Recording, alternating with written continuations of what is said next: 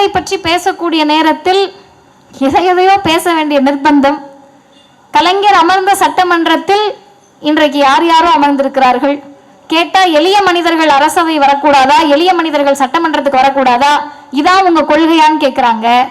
எளிய மனிதர்கள் சட்டமன்றத்திற்குள் வருவதை வரவேற்கிறோம், மகிழ்ச்சி அடைகிறோம், புலகாங்கிதம் அடைகிறோம்.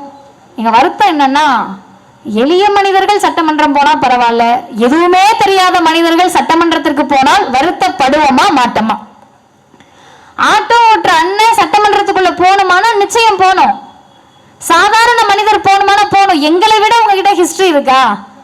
அரண்மனை வாசலில் குதிரை ஓட்டிட்டு இருந்தவரை அழைத்து வந்து சட்டமன்றத்திற்குள் அழைத்து சென்ற இயக்கம் திராவிட முன்னேற்ற கழகம். யாராவது மாற்ற முடியுமா? அது இல்லைங்க செய்தி. இவங்க என்ன பண்றாங்கன்னா, வார்த்தைகளில் விளையாடி நம்மை மக்களிடத்திலிருந்து தள்ளி நிப்போன்னு நினைக்கிறாங்க.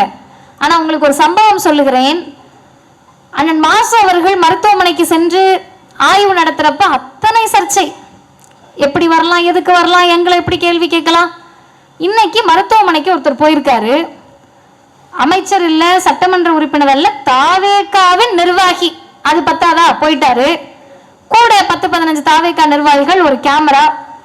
கேள்வி கேட்கிறாரு. கடைசி வரிசையில் இருக்கவங்க வரைக்கும் நல்லா கேட்டுக்காங்க. கேள்வி கேட்கிறாரு. இந்த பேஷண்ட்டுக்கு யார் ட்ரீட்மெண்ட் பார்த்தா ஒரு மருத்துவர் பேர் சொல்றாங்க. அந்த மருத்துவர் எங்க சார்? அவருக்கு இன்னைக்கு டியூட்டி இல்லை. ஒரே மருத்துவர் பாருங்க, மாறி மாறி பார்த்தீங்கன்னா என்ன ஆகுறது? அரசு மருத்துவமனையில் 24 மணி நேரம் டியூட்டி பார்க்குற மருத்துவருக்கு ஓய்வு வேணும், அடுத்த மறுநாள் வேற டியூட்டி பார்ப்பாங்கன்றது. ஹாஸ்பிட்டல் போனாலே போதும். இதுக்கு என்ன கான்ஸ்டியூஷனை படிச்சுட்டா வரணும்? மருத்துவமனை பற்றி தெரிந்தாலே போதும்.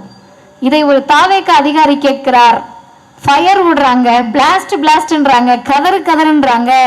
நல்லா இருங்க, மகிழ்ச்சியோடு இருங்க, கொஞ்சோண்டு அரசியல் தெரிஞ்சுக்கிட்டு மகிழ்ச்சியா இருங்க.